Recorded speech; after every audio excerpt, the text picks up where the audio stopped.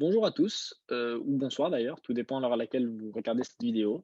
Je suis Alexandre, donc votre tuteur de chimie générale, enchanté. Et on va voir aujourd'hui l'ensemble du programme de chimie générale, puisque cette matière sera constituée au S2 de deux cours. Donc, on va voir les deux aujourd'hui. Donc, normalement, c'est une nouvelle matière, puisque vous ne l'aviez pas au S1. Vous allez voir, c'est normalement pas trop compliqué, c'est des points intéressants à apprendre et c'est une matière, plutôt de réflexion. Donc ça change un peu de toutes les matières de cours où il faut apprendre beaucoup. Ici, on peut toujours s'y retrouver quand on réfléchit un peu. C'est pour ça que généralement, c'est une matière, plutôt appréciée. Mais après, tout dépend de quel type de cours vous préférez. Ça fait partie de l'UE spécifique 2, donc une UE où il vous suffit d'avoir la moyenne. Il y aura quand même pour cette matière 4 QCM, sachant qu'il y a que 2 cours. Donc globalement, c'est très rentable. Si vous devez prendre des points pour avoir la moyenne, autant les prendre dans cette matière. Oui, je suis en train de faire la pub de la matière, mais vous verrez que d'autres matières comme la chimie organique sont peut-être un peu plus compliquées. Donc oui, effectivement, j'ai pas dit, mais le lieu spécifique, c'est composé de la chimie générale, donc on va voir, la chimie organique et la biochimie que vous avez déjà eu au S1. 4 QCM de chimie générale, 6 de chimie organique et il y en aura 5 de biochimie. Pour l'instant, on pense, enfin, c'est ce que les profs nous ont dit en tout cas. Le professeur, c'est le professeur Golebioski, qui est là depuis au moins une dizaine d'années, voire plus. On va attendre de voir, mais d'habitude, il faisait acheter son livre et il faisait tomber des QCM de son livre à l'examen. Mais il ne nous a pas encore confirmé ça, donc je vous dirai dès qu'on en a des nouvelles. Le premier cours, donc on peut y aller. C'est le cours interaction entre les rayonnements et la matière. Là, il y a un global, un petit sommaire du cours. Bon, pas très intéressant, mais on va directement attaquer le cours, donc avec un petit rappel sur l'atome. Bon, ça, vous l'avez vu au lycée, c'est pour ça que c'est un rappel, mais c'est important. Un atome est constitué d'un noyau donc, qui va être fixe, et autour, il va y avoir des électrons donc, qui vont graviter, comme on dit. C'est important de savoir évidemment que les électrons sont de charge négative, et à l'intérieur du noyau, il y a des protons de charge positive et des neutrons de charge nulle. Euh, il peut y avoir des calculs de masse à faire, donc c'est pas bien compliqué, mais juste ce qu'il faut bien retenir comme règle, et on verra des exemples de toute façon, c'est qu'il faut toujours négliger la masse des électrons, car elle est tellement faible par rapport à celle du noyau qu'au final, on peut se permettre cette approximation. Donc maintenant, très important. Vous voyez, donc la notation, on aura toujours X, donc le symbole de l'élément. Ensuite, en bas à gauche, on aura toujours Z qui est égal au nombre de protons. Donc vous savez, les protons, charge positive, et c'est à l'intérieur du noyau. Alors non, je ne voulais pas cliquer. C'est le numéro atomique. Ensuite, on a A en haut à gauche, qui est le nombre de masses, donc le nombre de protons plus de neutrons. Donc vous avez bien compris que si on voulait le nombre de neutrons, il suffisait de faire A, donc le nombre de masses qui est protons plus neutrons, moins le numéro atomique Z, qui est le nombre de protons. Donc N égale A moins Z. Donc ça, c'est pas trop compliqué et on peut vous le demander. Faut surtout pas se faire avoir sur un piège assez classique qui est de dire que le numéro atomique correspond à la lettre A, parce que atomique, ça commence par un A. Donc on a envie de dire oui, mais non, c'est vraiment le nombre Z. Globalement, c'est tout ce qu'il y a à savoir là-dessus. Donc maintenant, on passe à la lumière. On va avoir quelques petites définitions pas trop compliquées et assez importantes. La lumière, c'est quoi? Un rayonnement électromagnétique dont la célérité, c'est-à-dire la vitesse, vaut 3 fois 10 puissance 8 mètres par seconde moins 1 dans le vide. Donc c'est important de préciser que c'est bien dans le vide, puisque dans d'autres domaines, par exemple dans l'eau, la vitesse de la lumière ne sera pas la même. C'est pour ça que en été, je ne sais pas si vous avez déjà mis, enfin certainement, mais votre bras entre la surface de l'eau et l'eau, et vous voyez un peu un décalé. Ça, c'est dû à la vitesse de la lumière, qui n'est pas la même. Mais ici, ce qui est important de retenir, donc c'est 3 fois 10 puissance 8 dans le vide. On va définir la lumière de deux manières. Soit un côté ondulatoire, donc quand on la prend telle qu'elle, donc libre, ou un côté corpusculaire, donc dit particules, on va prendre la lumière dans son ensemble. Donc pour le côté ondulatoire, on donne une formule qui est juste une application dans les calculs. Donc la formule, c'est lambda donc en nanomètres, est égale à la célérité, donc la vitesse de la lumière, sur sa fréquence. Ça, c'est des choses qui ont été vues au lycée, mais qui peuvent encore tomber, donc tant mieux. Et donc, on a une partie corpusculaire, donc on parle de photons, avec une certaine quantité d'énergie qu'on appelle quantum. Et donc, cette quantité d'énergie, elle est égale en joules à H, qui est la constante d'Eisenberg, fois la vitesse. Non, pardon, fois nu, je vous le montre ici, qui est donc la fréquence. Donc, et la fréquence, vous l'aurez compris, qui est égale à C sur lambda. Au final, on a un raccourci qui fait que HC est égal à 20 fois 10 puissance moins 26. Et vous pouvez directement faire l'énergie en joules est égale à 20 fois 10 puissance moins 26 sur lambda, toujours en nanomètres. Bon, globalement, c'est juste une application de formule toute bête et il n'y a rien de plus méchant à savoir. Donc, concernant l'énergie et la matière. Donc, l'énergie d'un électron, c'est important de savoir qu'elle est négative, on l'a déjà dit, mais aussi discontinue quand elle est dans la nature. C'est-à-dire, un électron qui, on va dire, qui se balade tout seul, il aura une énergie qui peut prendre toutes les valeurs. Normalement, vous avez peut-être déjà vu une notion de continu et discontinu, tandis que dans un atome, l'électron ne peut prendre que certaines valeurs. C'est pour ça qu'on dit qu'elle est quantifiée. Donc, au sein d'un atome, donc maintenant on parle, on aura différentes couches de niveau. Donc, on peut un peu faire l'analogie, si vous voulez, avec le Soleil et les planètes, vu que c'est le thème de la tutre rentrée, entre le Soleil qui est le noyau et autour les petites planètes qui seront les électrons. Donc, si vous prenez la première couche, ça va être appelé la couche fondamentale et on dit que le niveau n est égal à 1. Donc le piège, c'est de se dire que le niveau fondamental est égal à 0. Il n'y a pas de niveau 0. Donc le premier niveau, c'est niveau 1. Après, le premier niveau excité, ça va être le niveau n égale 2. Donc on va parler d'excitation d'un électron quand justement l'électron ne se retrouve plus dans sa couche de base, mais va passer sur une autre couche par un apport d'énergie. Donc le premier niveau d'énergie excité, c'est bien le niveau n égale 2. Et on va hypothétiquement parler d'un niveau plus l'infini, puisqu'il peut y avoir autant de niveaux qu'on veut, et ça va être un niveau maximal.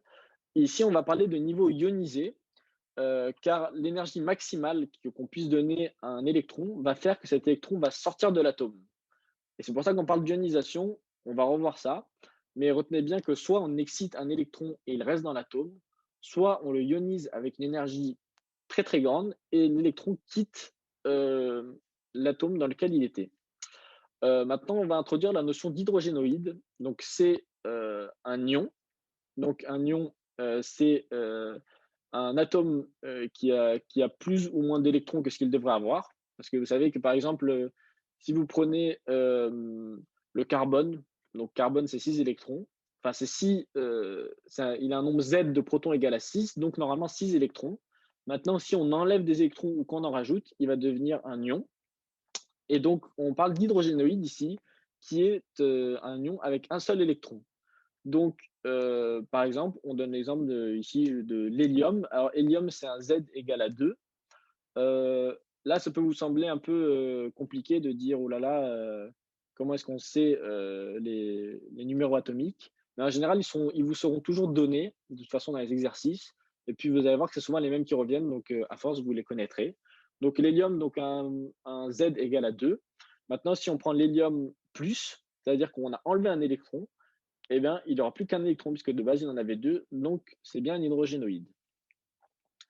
Donc, pour calculer l'énergie des hydrogénoïdes, excusez-moi, on utilise une formule, donc cette fois-ci en électronvolts, et elle est égale à moins 13,6 fois le numéro atomique au carré sur la couche. Donc, l'électron, ça dépend sur quelle couche, il peut être sur différentes couches. Et donc, la couche N, vous vous souvenez, on avait vu que le fondamental est égal à 1. Eh bien, on va utiliser justement ce chiffre pour cette formule. Donc, par exemple, si on nous demande de calculer euh, pour le carbone, l'hydrogénoïde carbone qui ne possède qu'un électron, cet électron, il peut être sur la couche 3, peu importe. Et donc, on devra calculer moins 13,6 fois 6 au carré sur votre électron qui est situé sur la couche 3, on a dit, donc sur 3 au carré, qui est égal à 9. Faut faire attention des fois au piège d'unité. Bon, ça, c'est classique. Normalement, vous avez dû en avoir aussi au S1. Ici, c'est important de savoir qu'un électron-volt, c'est égal à 1,6 fois 10 puissance moins 19 joules. Donc, bon, c'est juste 2 unités différentes qui expriment l'énergie et c'est très important de savoir, la conversion entre les 2, puisque, on pourra vous demander, ou vous faire un piège en vous donnant des valeurs en joules et il faudra les convertir en électron-volt. Et en général, bon, on fait en sorte que ça se simplifie, il y aura jamais des calculs trop compliqués. Donc, mais ça, vous verrez ça en exercice. Hem donc globalement, pour l'hydrogène, on a une simplification de la formule puisque vous savez que l'hydrogène ne possède qu'un électron. Donc la formule, ce sera -13,6 fois Z au carré. En l'occurrence, Z au carré pour l'hydrogène, c'est égal à 1. Donc l'énergie de l'hydrogène sera égale à -13,6. Alors maintenant, on va passer donc, aux notions d'absorption et excitation. Donc, je vous avais parlé, tout à l'heure vite fait de l'ionisation qui est donc lorsque l'on projette un électron hors de l'atome.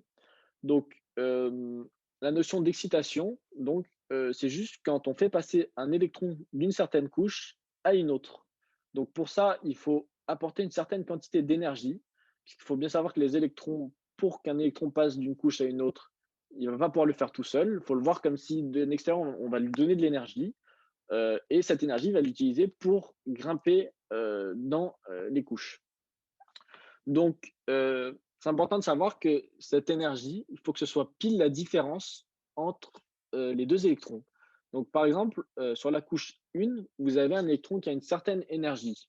Donc par exemple, -13,6 électronvolts, on avait dit pour l'hydrogène. Et bien, l'électron qui va être situé sur une autre couche, donc pas pour l'hydrogène, vu que l'hydrogène ne contient qu'un électron, mais par exemple dans le carbone, il va en avoir 6, il va avoir une certaine énergie. Par exemple, on va dire, -8. Donc pour que l'électron qui est égal à -13,6 passe au niveau -8, il lui faut la différence d'énergie exacte entre les deux. Puisque -8, c'est supérieur à -13,6, oui, parce que du coup, tout est négatif. Donc, il va lui falloir -5,6 électronvolts, joules, pardon, excusez-moi, pour passer à la couche supérieure. Donc, c'est pour ça qu'on dit qu'il faut vraiment un apport exact en énergie. Donc, la transition électronique, on nous donne encore une formule. Donc, vous voyez qu'elle ressemble beaucoup à celle de tout à l'heure, puisque c'est -13,6 fois Z au carré. Oui, c'est bien moins, sur 1 fois N au carré moins 1 sur N prime 2 au carré. Donc, N, il représente l'atome, l'électron, pardon, vers lequel on veut aller, c'est sur la couche 4, et le premier électron sur la couche 2. Donc, il n'y a plus qu'à remplacer encore une fois dans les formules. Et pour donner cette énergie, justement, on va apporter un photon, qui est donc l'élément qui possède une énergie et qui est capable d'exciter un électron. La désexcitation, c'est la même chose, sauf que l'électron qui est situé, enfin c'est la même chose. C'est le même principe, sauf que l'électron qui est situé sur une couche élevée va passer sur une couche inférieure. Et donc, à ce moment-là, on va avoir une émission de lumière. Étant donné que pour passer à une énergie inférieure, bah, il va falloir que l'électron perde de l'énergie. Puisque vous vous souvenez, on avait dit que plus l'électron est sur une couche élevée, et plus il va posséder de l'énergie. Donc ici, l'inverse d'une absorption de lumière, d'énergie, ça va être une émission de lumière. Pourquoi on dit lumière? Parce qu'en fait, c'est une énergie, et l'énergie, quand elle est restituée, elle est restituée sous forme de lumière, tout simplement. Donc, ça, c'était pour la désexcitation. Et maintenant, l'ionisation. Donc, comme je vous l'ai dit, c'est quand il y a une énergie bien supérieure à celle de l'électron et qui n'est pas égale à la différence entre deux couches, eh bien l'électron, il va sortir de l'atome. Donc, on répète, 3 cas. Excitation, donc l'électron passe d'une couche faible à une couche plus élevée. Désexcitation ou émission de lumière, c'est l'inverse, il passe à une couche plus faible. Et ionisation, gros niveau d'énergie qui fait que l'électron quitte l'atome. Alors, donc, on a encore une formule. L'énergie cinétique, ça va être la valeur de la vitesse de l'électron. Donc, donc la vitesse de l'électron quand il va quitter l'atome, elle va être égale à l'énergie du photon. Le photon, il faut le voir comme une quantité de matière qui arrive et qui va attaquer notre électron, moins l'énergie de l'électron. Donc, on va prendre un exemple. Si votre photon il est égal à une énergie de 15 et que votre électron de tout à l'heure de l'hydrogène il est égal à -13,6, mais on va faire 15 moins 13,6 et ça va nous faire 1,4. Donc l'énergie cinétique, donc de la vitesse de l'électron qui a été éjecté, sera de 1,4. Pourquoi est-ce qu'on a mis la valeur en positif? Parce qu'on a ici les deux petites barres qui font que n'importe quelle valeur devient positive. Ça, c'est une règle mathématique. Et donc, je vous laisse observer cette magnifique phrase quand on met E et que la réponse est ABCD, ce qui nous arrive tous très souvent. Et on ressemble à C3PO dans ces cas-là. Voilà. Pas très important ce que je suis en train de dire. Donc, on passe à la suite. Donc, on a dit, je vous l'ai déjà dit ça tout à l'heure, que dans l'atome, on avait des énergies quantifiées, alors que hors de l'atome, elles étaient continues.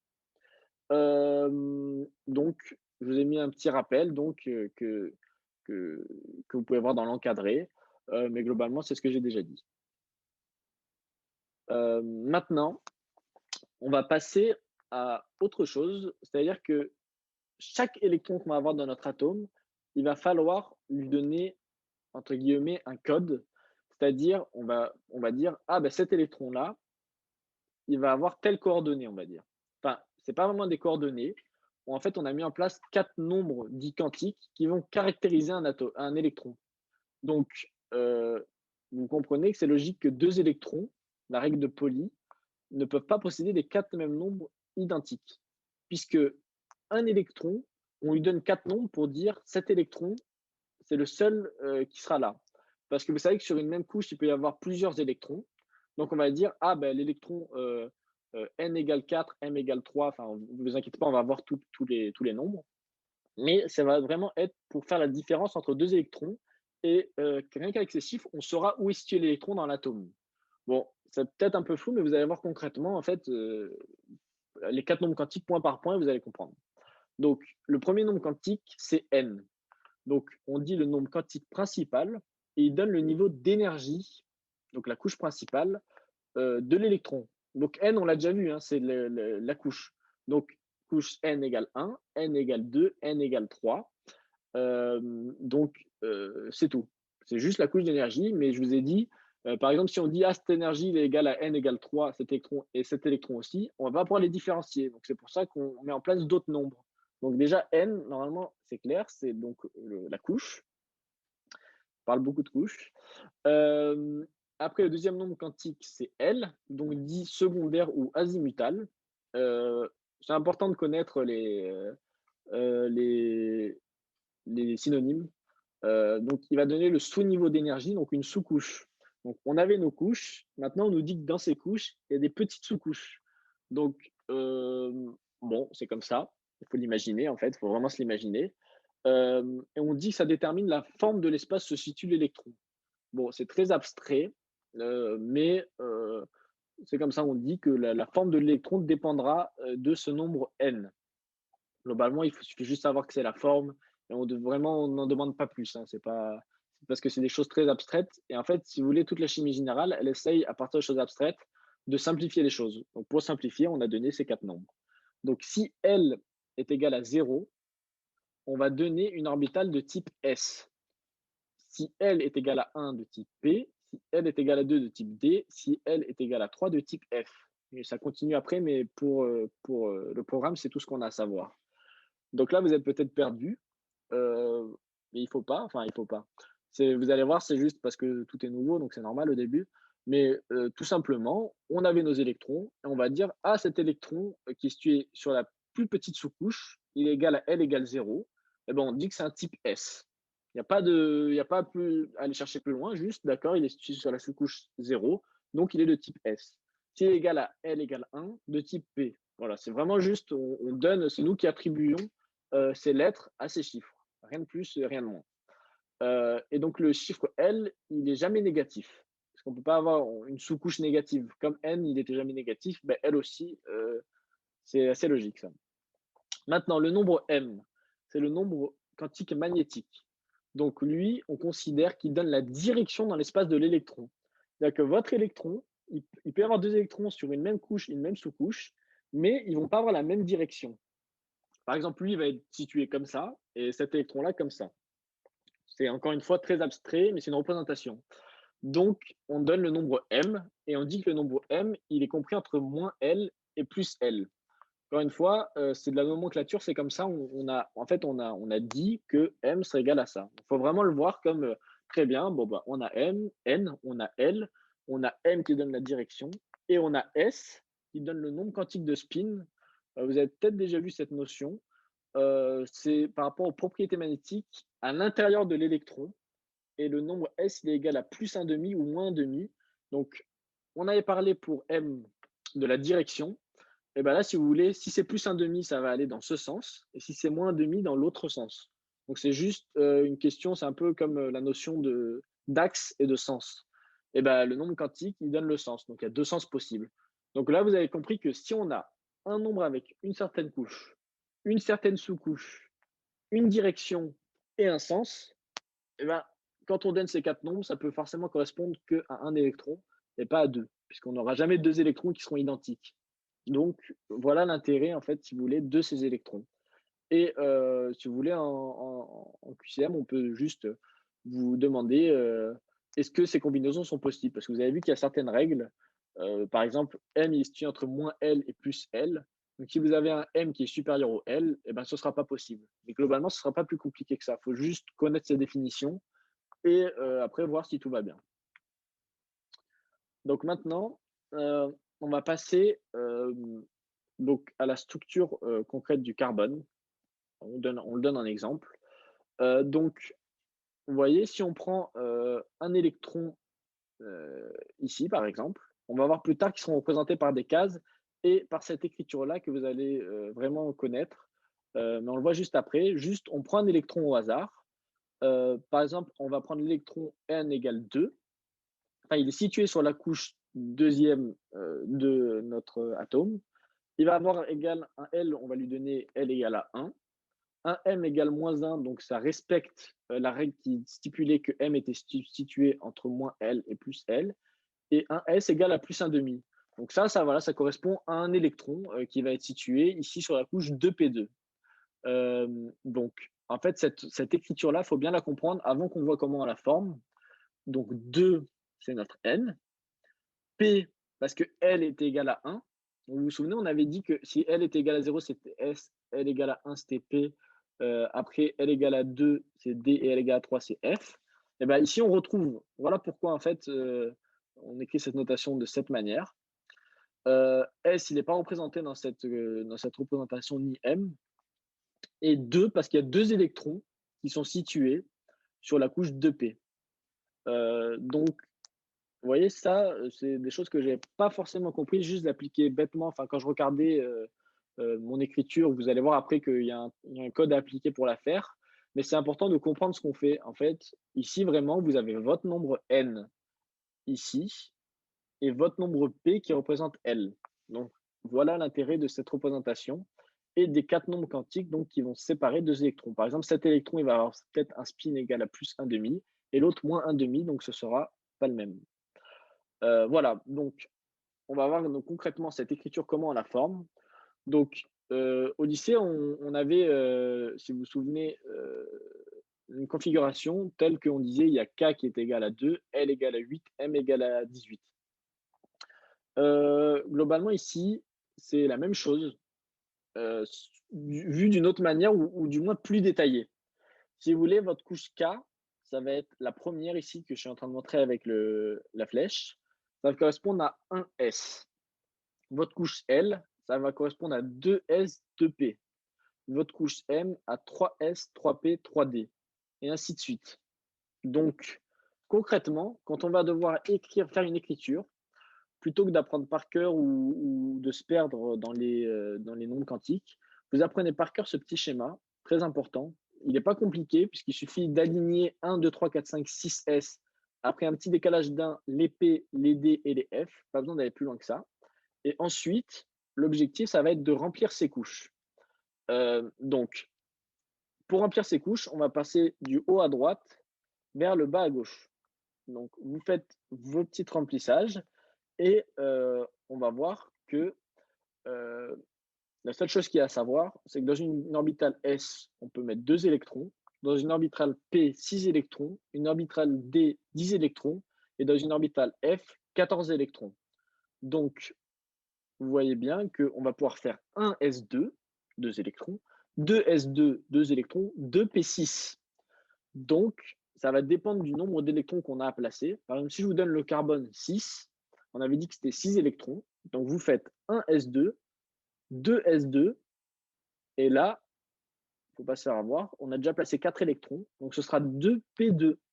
Donc, ça nous fait bien 6 électrons. Et donc, l'écriture, ce sera bien 1 S2, 2 S2, 2 P2. Donc, vous comprenez cette écriture maintenant ici.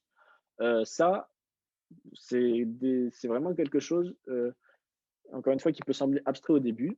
Mais vous allez voir qu'en QCM, c'est globalement à chaque fois la même chose. Il faut juste bien connaître ce diagramme et on ne vous en demande pas plus. Enfin, pas plus, c'est déjà pas mal, mais il faut juste placer des électrons. Petite pause eau. Donc, là, je vous ai donné un exemple un peu plus complexe, mais qui au final, vous verrez, est faisable. C'est l'iode. Donc, l'iode, vous voyez 1 S2, 2 S2, 2 P6. Ici, on le remplit à fond puisqu'on a 53 électrons à placer. 3 S2, 3 P6, 4 S2, 3 D10. Et encore une fois, tout ça, vous n'allez pas l'apprendre par cœur parce que vous connaissez ces petits diagrammes et ça va très vite. Donc, globalement, voilà. Pour l'instant, on donne ça. Maintenant, il y a quelques petites exceptions à ce remplissage. Sinon, ce serait trop simple. Et puis, c'est toujours comme ça dans cet examen. On s'amuse toujours à donner des exceptions, des choses un peu compliquées, mais au final, il y en a pas beaucoup de règles non plus, donc ça va. Donc, il faut savoir que une fois que vous avez fait tout votre remplissage petit à petit, si les orbitales, elles sont pleines, il va falloir inverser les couches 3D et les couches 4S. Donc, la couche 3D, elle va passer avant la couche 4S. Donc, tout simplement, elle va passer, quand on dit passer, juste dans l'écriture, on va faire passer la couche D avant la couche S. Ça, c'est pour une question de stabilité. Euh, Encore une fois, c'est une règle qu'on nous donne. Juste, nous, on applique la règle et on a les points. Parce que c'est l'essentiel quand même au niveau de l'examen, c'est de prendre les points, pas de devenir des pros des cases, même si c'est presque amusant, on va dire ça. Donc, ici, on inverse les couches D et S.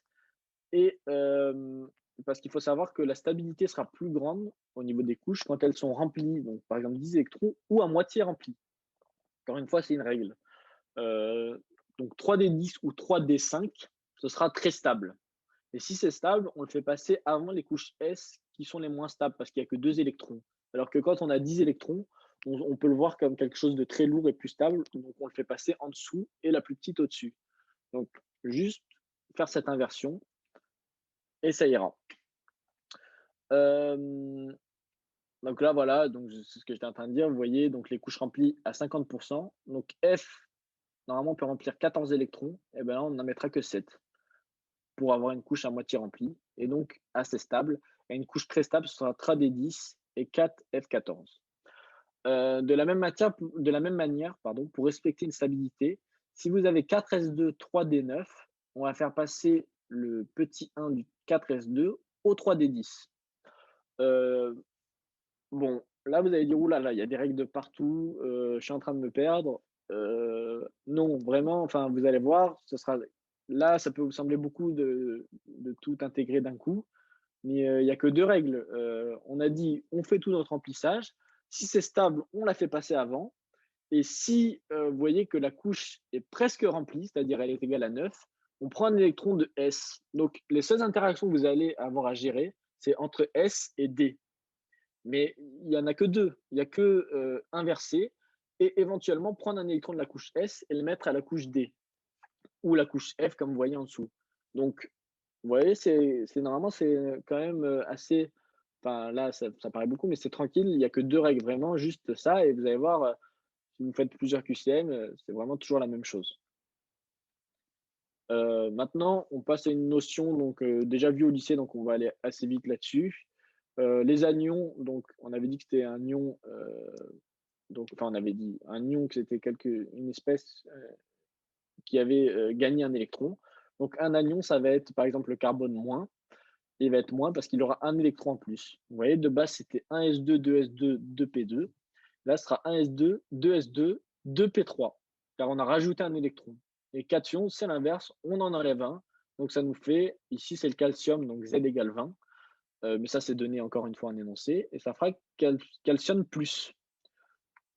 Pardon, je voulais pas cliquer. Heu et donc on a perdu un électron, vous voyez, à la couche 4s2. Donc voilà, heu, ça tombe toujours. Il y a toujours un QCM, de configuration électronique, et c'est vraiment, même, au final, vous allez avoir des propositions, donc limite, vous pouvez tout de suite voir s'il y a quelque chose qui cloche ou pas. Si les pièges, ça va être donc oublier de l'inversion, oublier d'échanger un électron entre D et S, et ou mettre plus d'électrons ou moins d'électrons que ce que possède, l'atome de base. Mais voilà, globalement, c'est tout. Hem, Maintenant, on introduit une autre petite notion, donc la couche de cœur et couche de valence. Encore une fois, là, ça, je sais que ça peut faire beaucoup de nouvelles notions, mais bon, ça, c'est comme ça pour tous les cours, et au final, vous allez voir qu'en chimie, ça vient vite. Heu, donc et encore, il y a pas trop de cours, hein. Encore une fois, si vous allez voir, les exercices sont souvent les mêmes. Mais bon, il faut bien passer par une fois au moins par l'apprentissage du cours, et après, vous allez pas y revenir beaucoup. En tout cas, vous aurez pas besoin. Donc on va parler d'électrons de cœur et de valence. Donc la valence, c'est les électrons avec le N le plus élevé et tous ceux qui se situent à droite. Donc par exemple, ici, on a inversé des couches S et D. La couche avec le N le plus élevé, bah, c'est 4. Vous vous souvenez, on avait dit 4, le premier chiffre c'est N, le deuxième c'est L. Donc 4. Et ici, on a 2 électrons et 6 électrons. Et donc, ça nous fait 8 électrons sur la couche de valence.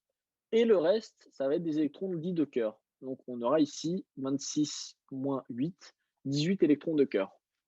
Ça, voilà, il faut juste regarder le N le plus élevé, vous prenez tous ceux à droite, et c'est tout. Donc, globalement, rien de plus à savoir que valence plus élevé et cœur le reste. Voilà. Ça peut être une question de cours où on peut vous demander ça. Euh, donc, il y a aussi une autre règle qui dit que quand vous avez votre tableau des éléments, euh, tous les électrons de cœur, quand ils sont égaux à un atome, à un gaz rare, donc un gaz stable, eh ben, vous pouvez changer l'écriture. C'est-à-dire que, bon, vous verrez ici, voilà, il y a une petite application avec le calcium qui est égal à 20. Le calcium, il a 2 électrons de valence euh, et 18 électrons de cœur. Comme par hasard, enfin c'est pas un hasard puisque c'est valable pour tous les électrons, pour tous les atomes, pardon. 18 électrons, ça correspond à l'argon, qui est un gaz rare. Donc vous pouvez faire l'écriture 18 argon, 4 S2. 4 parce que 4 c'était le N le plus élevé, donc les électrons de valence. Donc ça, bon, il faut savoir, au final vous allez les connaître, mais c'est bien de les apprendre si vous voulez dès maintenant. Les gaz rares, c'est les seuls à vraiment savoir. Hélium, Z égale 2, néon, Z égale 10, argon, Z égale 18, krypton, Z égale 36, xénon, Z égale 54, et éventuellement Rn, Z égale 86. Bon, je l'ai mis, mais en vrai, retenez jusqu'au xénon, et ça suffit largement. Donc ça, c'est des gaz rares, et donc ils ont la propriété, donc dans l'écriture, on peut les intégrer à l'écriture. Donc soyez pas surpris si vous voyez un gaz rare, bah, c'est normal, il représente les électrons de cœur. C'est une notation, enfin, c'est pas comme si on prenait un gaz rare, c'est juste la notation, on dit c'est un gaz rare plus 4s2. Voilà. Voilà, donc peut-être ce sera plus simple de se les représenter avec le tableau des éléments que vous voyez ici. Vous voyez, tous les gaz rares, ils sont situés sur la colonne de complètement de droite. Donc, par exemple, si je vous demande la configuration électronique du lithium Z égale 3, eh ben, vous pouvez prendre l'hélium entre crochets 2 plus 2s1, parce que 1s1 plus 3s1, pardon. Parce que vous voyez, ça fait le premier, l'hydrogène, ça va être 1s1, l'hélium 2s2, le lithium 1s1, 2s2, 3s1. Le beryllium, il va avoir 4 électrons, donc 1s2, 2s2, et ainsi de suite. Enfin, globalement, là, enfin, vous avez bien compris qu'en fait, non, on met les électrons 1 à 1. Donc, hélium, c'était 1s1. Non, hydrogène, c'était 1s1, excusez-moi. Hélium, 1s2. et après on passe à la couche 2s. Voilà. C'est comme ça, en fait, je les ai mis à droite pour comprendre qu'en fait, c'est une fois qu'on passe à la suite qu'on passe aux 2. Bon ça en vrai, c'est un truc pour aller plus vite, mais ça sert pas à grand chose parce que à partir du moment où vous avez le diagramme que je vous ai montré tout à l'heure à apprendre, ça sert à rien de savoir d'avoir compris qu'à partir d'une nouvelle ligne, on pouvait prendre, un nouvel n et toujours en partant de S2. Bon ça, c'est un truc en plus, mais voilà, si ça vous embrouille, c'est pas grave du tout, c'est un bonus en fait, c'est voilà, c'est comme ça que moi je le faisais, mais en vrai, c'est pas mieux que d'écrire tout simplement, sur le papier votre diagramme. Donc maintenant on passe encore à d'autres définitions. Donc un atome paramagnétique, c'est un atome qui possède un ou plusieurs électrons de valence célibataire et un atome diamagnétique, c'est un atome qui ne possède aucun électron célibataire. Donc, vous voyez à gauche un atome paramagnétique qui va avoir une case au bout qui possédera qu'un électron. Un atome diamagnétique, sa couche sera pleine. Donc, tout simplement, l'hydrogène 1s2, bah, il n'a qu'un électron, donc il est paramagnétique. L'hélium 2s2, il a bien deux électrons au bout, donc il est diamagnétique. C'est toujours comme ça. C'est pas... Il suffit de regarder, si vous voulez, votre configuration et vous savez s'il y a un électron ou deux électrons. Euh, Effectivement, donc on va voir la représentation avec les cases. En fait, tout simplement, une case égale deux électrons. Donc si vous avez un S2, c'est égal à une case. Si vous avez un S2, deux S2, encore une case, deux P6, et ben 6 électrons. Donc étant donné que dans une case, il peut y avoir deux électrons, vous avez trois cases. C'est de la logique, on va dire. Enfin, bon, c'est même pas de la logique. Si vous voulez, vous pouvez l'apprendre par cœur, mais une case égale 2 électrons, 3 cases 6, 5 cases 10 et 7 cases 14 électrons. Donc, en fait, en dessous, une fois que vous avez écrit toute votre configuration électronique, eh ben, vous pouvez écrire vos petites cases et remplir dans vos cases les petits électrons.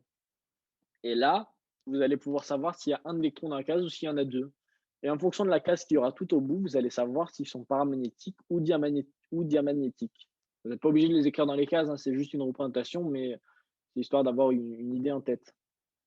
Et pourquoi il y a deux électrons dans une case? Parce qu'il y a toujours un électron de spin plus un demi et un électron de spin moins un demi. Euh, on parle d'une règle de Hund, autant, excusez-moi pour la prononciation. Euh, On dit que cette règle elle permet le remplissage des électrons. Cette règle, c'est juste que d'abord, on remplit tous les électrons positifs, donc de spin plus un demi, et ensuite, enfin les électrons positifs. Les électrons sont toujours négatifs, hein. C'est juste de spin, ils ne sont pas positifs, c'est de spin positif et de spin négatif. Donc d'abord, vous avez tous vos électrons plus, et ensuite tous vos électrons moins. Voilà. Donc là, on a fini pour le premier cours. Donc vous voyez, ça peut vous sembler beaucoup, mais on a quand même un cours là, au final assez court. Et juste en sachant vraiment faire toutes les configurations, vous avez déjà pas mal de points. Puisqu'on avait dit 4 QCM, donc il y a au moins 2 QCM sur ce premier cours, donc quand même assez rentable. Et encore une fois, le cours n'est pas très important, enfin, il faut l'avoir vu bien une fois, mais après, c'est que des QCM cette matière. Une fois que vous avez bien votre cours, entraînez-vous encore et encore, mais vous allez voir que c'est souvent la même chose en QCM. Donc voilà, connaissez bien les 4 nombres quantiques, le diagramme de remplissage qui est super important. Après, les quelques petites définitions du style couche de cœur, couche de valence, paramagnétique, diamagnétique, et savoir que chaque petite case correspond à un petit nombre dans la configuration de Kleshowski. Et c'est tout ce qu'il y a à savoir et vous vous en sortirez très bien normalement. Je dis normalement, vous vous en sortirez. Si vous savez tout ça, vous vous en sortirez, c'est sûr. Donc posez-vous bien et ça ira. Donc on va passer au deuxième cours, donc qui est un cours beaucoup plus petit en plus, donc très rapide. Et donc celui-là, pour le coup, il est très rentable, le deuxième cours. Euh, donc, bon, peu importe encore une fois le sommaire. Euh, Ici, vous voyez, je vous ai mis aussi un petit bonus déjà avant d'attaquer ce cours. C'est le tableau des éléments, mais avec la représentation du nombre d'électrons. Vous voyez, l'hydrogène, il a un électron. L'hélium, attendez, je vous le pointe. Hydrogène, un électron. L'hélium, 2 électrons, donc les 2 vont se lier pour former un doublet non liant. Ça va être très important en chimie organique et vous l'avez vu normalement au lycée. Après, le lithium, il aura un doublet non liant et un électron, donc 3 électrons. Et vous voyez que la propriété donc de ce tableau des éléments, c'est que chaque fois qu'on avance d'une case, on rajoute un électron, mais tous les électrons, tous les atomes sur une même colonne, ils vont avoir la même couche de valence. Vous savez, avec le n le plus élevé. Donc là, ils vont tous avoir une valence n, une valence égale à un électron. Ici, une valence égale à 2 électrons. Une valence égale à 3 électrons. Donc, c'est sympa de connaître les propriétés de ce tableau parce qu'au final, eh ben, vous savez que si vous connaissez vos gaz rares, comme je vous avais dit qu'il fallait bien les savoir, si on vous donne Na égale Z égale 11, là vous vous dites, ah, je sais que le néon est égal à Z égale 10 parce que je l'ai appris. Donc si Z égale 11, ça veut dire que c'est l'atome qui est situé sur la première colonne, donc il possède une valence égale à 1. Donc ça, c'est des petits trucs astuces pour vous faire gagner du temps. Mais encore une fois, souvenez-vous que si ça vous perturbe et tout ça, parce que pour l'instant, vous ne connaissez pas encore bien les électrons, les atomes et tout ça, et ben juste, vous appliquez votre diagramme de Kleshowski et vous en sortirez toujours. Donc c'est vraiment pour ça que je dis la chimie G est sympa parce que quand vous allez commencer à être à l'aise, vous allez voir qu'il va avoir plein de petits raccourcis comme ça où vous allez direct savoir les réponses sans même devoir passer par toute l'étape. Mais au début, il faut passer par les étapes de Kleshowski et tout ça parce que ça vient pas tout de suite. Encore une fois, il y a pas mal de notions, donc faut les apprendre. Donc une liaison, donc entre deux. Maintenant, effectivement, on passe au chapitre liaison chimique. Donc ça va être qu'est-ce qui se passe si je prends un atome et un autre et qu'on veut faire une liaison entre les deux. Enfin, ils se touchent pas, hein, il y a 2 électrons. Donc, une liaison chimique, c'est la mise au commun de 2 électrons entre 2 atomes qui sont à une distance d'équilibre. Donc, on prend un électron là, on prend un électron là, hop, on va former une liaison. Donc, le modèle de Lewis, on l'appelle comme ça, c'est un modèle, ça va nous permettre de décrire justement ces formes. Donc, vous voyez, pour l'oxygène, on va représenter ces électrons donc, de valence. Et donc, il va y avoir 2 électrons libres et 2 électrons doublés non liants. Alors là, vous vous dites, oh là, mais comment est-ce qu'on sait est-ce que c'est des doublés non liants? Est-ce que c'est des électrons simples? Du calme, on va voir ça. Vous allez voir pourquoi on parlait des cases tout à l'heure. C'est pas compliqué. Juste d'abord, donc, vous avez bien compris que, par exemple, là, on a le lithium avec un électron et le Na avec, c'est du sodium, avec un électron. Mise en commun de 2 électrons, ça veut dire que les 2, on va prendre leurs électrons et on va faire une liaison entre les 2. C'est tout ce que ça veut dire. Voilà. Donc, on va reprendre notre exemple de l'oxygène. Vous allez comprendre. En fait, vous allez comprendre que tout est lié et tout va d'un coup, tout s'enchaîne. Donc, on vous donne dans l'énoncé, par exemple, l'oxygène Z égale 8. Donc, vous avez votre petit diagramme de tout à l'heure, vous faites 1 S2, 2 S2, 2 P4. 2 P4 parce qu'on a 8 électrons, donc on a placé 2 à la couche 1S, 2 à la couche 2S et 4 à la couche 2P4. Maintenant, on se souvient de nos petites cases de tout à l'heure. Hop, 1 S2, ça correspond à une case. Donc on place 2 électrons puisqu'il y a 2 électrons. 2 S2, ça correspond encore à une case. Donc elle n'est pas représentée, en fait, 1 S2 était là, 2 S2, elle est là, et maintenant 2 P4. Vous vous souvenez, P, on avait dit qu'il y avait 3 cases. Donc on a nos 3 cases ici, regardez, je l'entoure. On va placer, selon la règle de 1, nos électrons un par un. On a 4 électrons à placer, donc on en place 1, le deuxième, le troisième, c'est des électrons positifs, et après, on revient au début et on place notre électron négatif. Donc, on a placé nos 4 électrons, et ça nous fait que sur la couche de valence, donc le N le plus élevé, c'est 2, on a bien 2 électrons dans une même case qui vont former un doublet non liant, et 2 électrons libres. En fait, si vous n'avez pas compris un peu tout le début et tout ça, là, normalement, vous avez cet exemple-là, il permet de tout récapituler et de tout comprendre. Donc, je le redis vite fait. 1 S2, 2 S2, 2 P4. On a une case qui correspond au 2 S2, une case au 2P, au 1 S2, une case au 2 S2 et 3 cases pour le 2 P4. Et après, avec la règle de 1 qu'on a vue, on les place un par un. Donc, un en l'air, un en l'air, un en l'air, un en bas. Et là, encore une fois, on a nos deux doublés non liants et les deux électrons libres. Pourquoi on ne prend pas la couche 1s2 dans cette représentation? Parce qu'on vous vous souvenez, on a dit qu'on prenait que les électrons de la couche de valence, donc il y a le n le plus élevé. C'est pour ça que cette notion d'électrons de cœur et d'électrons de valence, elle est importante pour, au final, le diagramme de Lewis. Donc voilà, euh, globalement, c'est ça. Oui, bon, vous me pardonnerez ces flèches qui ne sont pas rentrées dans l'animation malheureusement, mais bah, c'est la vie. C'est pas la c'est pas facile tous les jours. Bref, c'est pas comme ça qu'on imagine la vie. Donc là, j'ai mis l'exemple, encore une fois, du carbone. Donc le carbone, vous voyez bien, 1s2, 2s2, 2p2, toujours avec notre diagramme. Une case là qui n'est pas représentée pour le 1s2, une case pour le 2s2 et 3 cases pour le p. Sauf que le carbone, on n'a que 2 électrons en bout. Dans le 2p2, tout à l'heure, on avait 2p4 avec l'oxygène. Donc, on les place 1 et 1. Et hop, on n'a rien sur la dernière case. Peu importe. Ça nous fait un doublé non liant dû à la case du 2s2 et 2 électrons libres. Voilà. Donc là, je pense que, enfin, j'espère que c'est clair, mais de toute façon, n'hésitez pas sinon sur le forum. Reprenez bien, voilà, vous faites votre, toujours par étapes, votre configuration, vos cases, et après vous les mettez soit en doublé non liant, soit en libre, suivant vos cases. Maintenant, on a une nouvelle notion, encore, bah, de toute façon, il en faut bien, sinon on n'avancerait plus dans le cours.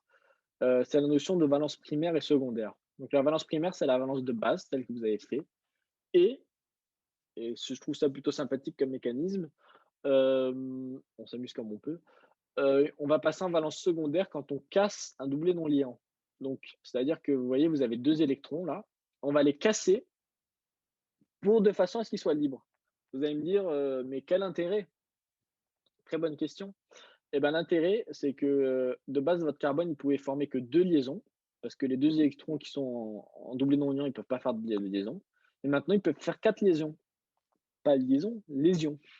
Donc, par exemple, si vous voulez former, du CH4, c'est-à-dire un carbone et 4 hydrogènes, vous pouvez, dans votre premier cas, former que 2 hydrogènes, donc ça va faire un CH2. Et si vous cassez votre, doublé non liant, vous allez faire un CH4. Donc, on est content parce que ce CH4, c'est du méthane, enfin peu importe. Et ça nous permet donc de former plus de liaisons. Et l'atome, il va toujours chercher à former des liaisons, des liaisons,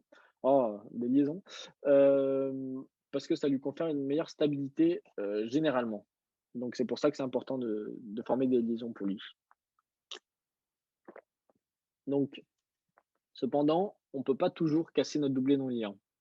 Voilà, encore une fois, ce serait trop simple sinon. Il y a quelques règles à respecter, mais au final, pas non plus trop gênantes. Il faut toujours qu'il y ait un doublé non liant pour passer en valence secondaire, bah, logique. Donc ça, on s'en fiche de cette règle, c'est logique. Avoir une case quantique vide, donc ça, c'est toujours possible. On peut toujours rajouter une case après une case libre. Et que cette case quantique possède le même nombre quantique n que les cases qui la précèdent. Bon, ça, c'est la phrase qui fait mal à la tête. On va voir un exemple parce qu'en fait, il faut toujours voir des exemples pour comprendre. On voit l'exemple juste après, mais juste, donc si ces conditions ne sont pas respectées, c'est pas possible de passer en valence secondaire. Donc l'hydrogène, il a qu'un électron, donc pas de doublé non liant, donc il pourra jamais passer en valence secondaire. Un atome qui est stable, il va pas casser ses doublés non liants. Par exemple, le néon, c'est le seul qui a à savoir. Et un atome qui a pas de case quantique libre possédant le même N, ça c'est valable pour l'azote et le fluor. Vous allez voir pourquoi, juste après, la diapositive d'après. Soyons patients. Bref, je sais pas ce que je raconte. Juste, apprenez-les par cœur si vous voulez. Néon, azote, fluor. Les trois qui ne peuvent pas passer en valence secondaire. Et l'hydrogène, pas besoin, enfin, vous pouvez l'apprendre par cœur, mais c'est logique vu qu'il a qu'un électron. Mais vraiment, néon, azote et fluor, c'est les trois atomes que vous ne verrez jamais dans le secondaire. Donc, c'est bien si vous l'apprenez, c'est bien aussi si vous comprenez pourquoi. Et on va tout de suite essayer de voir pourquoi, avec l'exemple de l'azote. Et malheureusement, mes animations ne sont toujours pas de qualité. Donc, vous voyez, votre azote, il a un S2, 2 S2, 2 P3, parce qu'il a un Z égale à 7, ça on vous donne un énoncé. Donc, vous faites votre Péchovski. Là, vous placez vos petits électrons, donc un S2. Après 2 S2, 2 électrons. Et les 2 P3, un électron en haut, un en haut, un en haut. Maintenant, hem, on aimerait bien passer en valence secondaire en cassant ce doublé non liant. Enfin, vous avez compris que c'était ça qu'on cherchait à faire. Mais là, on ne peut pas le faire parce que cette case qu'on a rajoutée en plus, qui n'existait pas, elle est pas créable parce que excusez-moi, je voulais vous remontrer la règle. La règle, c'était une case quantique qui possède le même n. Maintenant, si vous reprenez votre diagramme de Kleschowski de tout à l'heure, après 2p3, il y a 3s2. Donc votre case qu'il y a après, c'est une couche 3s. Or, vous avez compris que le n n'était pas le même parce que 2 et 3, bon, c'est pas le même nombre, ça je vous apprends rien. Mais du coup, on ne peut pas passer l'électron d'une couche 2, n égale 2, à une couche n égale 3. Donc, impossible de former une hypervalence ou une valence secondaire. Et c'est pour ça que le néon ne peut, l'azote, pardon, ne peut pas faire de valence secondaire, comme le fluor. C'est-à-dire que dans votre suite de Kleschowski, vous avez le n d'après, la case d'après, qui n'est pas le même n, donc on ne peut pas. Là, j'espère que vous avez bien compris. 1s2, 2s2, 2p3, 3s2 après, bah 3s2, malheureusement, c'est pas possible. Enfin, c'est pas, ça respecte pas la règle. Après, sinon, comme je vous dis, vous les apprenez par cœur, et ça ira très bien aussi. Il y en a que 3 à apprendre par cœur, donc voilà. Mais c'est bien, si vous comprenez, c'est bien aussi. Donc, une liaison covalente. Donc, c'est une liaison formée, mise en commun de deux électrons célibataires. Bon, c'est un peu ce qu'on a dit tout à l'heure. Bon, pas la diapositive la plus instructive au monde, mais bon, on peut passer à la suite. Liaison covalente, donc c'est en fait, si cette diapositive, elle servait à mettre la différence entre les liaisons covalentes, donc c'est toutes les liaisons qu'on a vues jusque-là, et une liaison par coordinance, c'est un doublé non liant et une case vide. Bon, en fait, je vous l'ai mis là-dedans. Ça, c'est plutôt de la chimie organique. Vous verrez ça avec mes co-tuteurs Cyclo, Hexane et Victor Organique dans leurs cours. On en parle vite fait en chimie générale, mais ça tombe jamais. Et ils vous expliqueront en détail ce que c'est. Donc, bon, ça sert à rien de. Ça vous fait un rappel de le voir ici, mais bon, comme vous l'avez pas encore vu, ça vous fera un rappel quand vous aurez vu le cours. Bon, on se comprend. On fait ce qu'on peut. Maintenant, donc, on va passer à la dernière partie du cours, qui est une partie pardon, qui est une partie assez importante.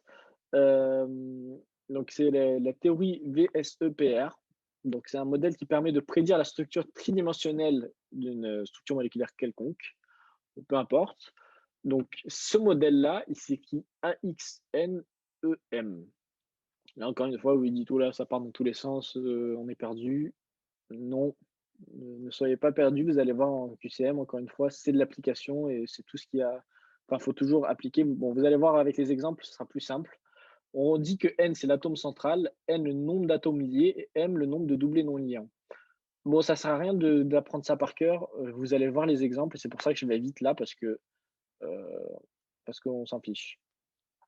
Voilà. En gros, vous allez avoir vos petites notations. Donc, ça, vous voyez, les notations, ça va donner du AX2, AX3, AX4, AX5, AX6, AX2E, AX3E. Bon, voilà, je ne vais pas tous vous les dire. Ce tableau-là, donc les trois tableaux-là, il va falloir apprendre. C'est vraiment le seul parti vraiment par cœur de la chimie G, mais il en faut bien. Le nom qui est associé à une certaine structure. Donc, par exemple, si vous avez AX2E, ça va que ça s'appelle une molécule coudée. Maintenant, concrètement, qu'est-ce que c'est? Donc ça, globalement, voilà, je vous ai dit, ça c'est faut apprendre par cœur, malheureusement, les deux. Bon après ça va, c'est juste, enfin ça va. Je me souviens qu'au début, c'était quand même assez long à apprendre et pas très marrant. Mais une fois que vous les aurez bien ces bases-là, ça sera très fluide. Donc je vais vous expliquer ce que c'est maintenant, donc le AX4E, par exemple. Donc on écrit toujours AXE dans cette représentation. 4, ça veut dire qu'on a 4 atomes liés, donc 4 petits atomes qui vont être liés. Et E, ça va dire qu'il va y avoir un doublé non liant. Donc, par exemple, tout à l'heure, vous vous souvenez, le CH4, c'était bon, du méthane, on avait dit, mais peu importe, un C et 4 liaisons. Donc, on va l'écrire AX4. Et donc, on peut vous dire, en QCM, la molécule AX4, enfin CH4, vous avez compris, est tétraédrique. Là, vous mettez vrai. Si on vous dit qu'elle est trigonale, c'est faux. Donc c'est ça qui va tomber en QCM. Vous vous souvenez, avant, on avait par exemple la molécule CH2. Ben, la molécule CH2, c'était une molécule, vous allez dire AX2. Ben non, puisque c'est un piège de dire ça. Souvenez-vous, enfin CH2, c'était deux liaisons simples avec des H et un doublet non liant. Donc CH2, ça va nous donner du AX2E. Bon, en l'occurrence, il est pas dans les molécules à prendre, donc il tombera pas. Mais ce qui est important de comprendre, c'est la logique. Le fait que les X représentent les liaisons simples et les E représentent les doublés non liants. Et comment vous savez tout ça? Eh ben, tout ça, vous le savez parce que vous avez déroulé toute votre logique. On n'a qu'à reprendre un exemple qu'on a vu tout à l'heure. Voilà, donc comme ici, je vous le disais, c'est H2. Si on met un H ici et un H là, ça va faire du AX2E. Et ici, c'est H4, ça va donner du AX4. Voilà. Donc, concrètement, pour la chimie générale, c'est tout ce qu'il y a à savoir.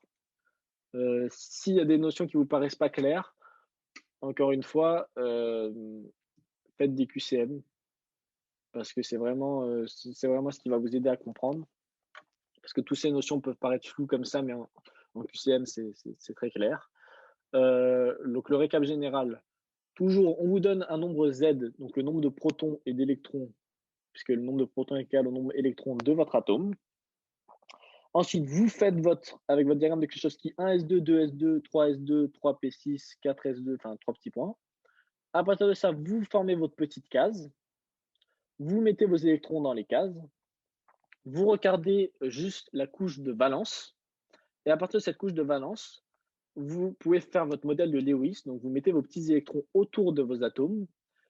Et une fois que vous avez fait ça, vous pouvez former des liaisons entre vos atomes avec des électrons libres et former des molécules sous forme AX4, AX3E, ainsi de suite, et définir si votre molécule elle est coudée, dite en T, pyramide à base triangulaire, à bascule, etc. etc. Donc, globalement, la chimie G, c'est ça, c'est tout ce qu'il y a à savoir. Donc, vous voyez, 4 QCM là-dessus, c'est quand même très intéressant, même si là, ça peut vous sembler flou. Encore une fois, je le dis, c'est une matière que tout le monde finit quand même plus ou moins par maîtriser. Et étant donné que c'est une UE spécifique, c'est-à-dire qu'il vous faut juste la moyenne, donc peu importe combien vous avez de points. Donc, si vous bossez à fond la chimie, vous avez déjà avec 2 cours 4 QCM. Vous allez voir que la chimie organique est un peu plus dure. Donc, c'est bien si vous prenez ces 4 QCM-là, plus 2 QCM en orga et 4 QCM en, non, il faut avoir la moyenne, donc il faut que vous ayez 8 QCM. Donc, vous en prenez 4 ici, 2 en orga et 2 en biochimie, et c'est déjà, vous avez déjà la moyenne. Donc, intéressant à travailler, la chimie G. Encore une fois, si vous avez des questions, vraiment, n'hésitez pas sur le forum, j'y répondrai. Et voilà, bon, j'espère que le son a été bon et que globalement ça a été, que c'était pas trop ennuyant. Enfin bon, après c'est un cours, hein, on peut pas non plus, on n'est pas là pour s'amuser. Enfin bref. Mais voilà, donc merci d'avoir regardé et bon courage pour la suite.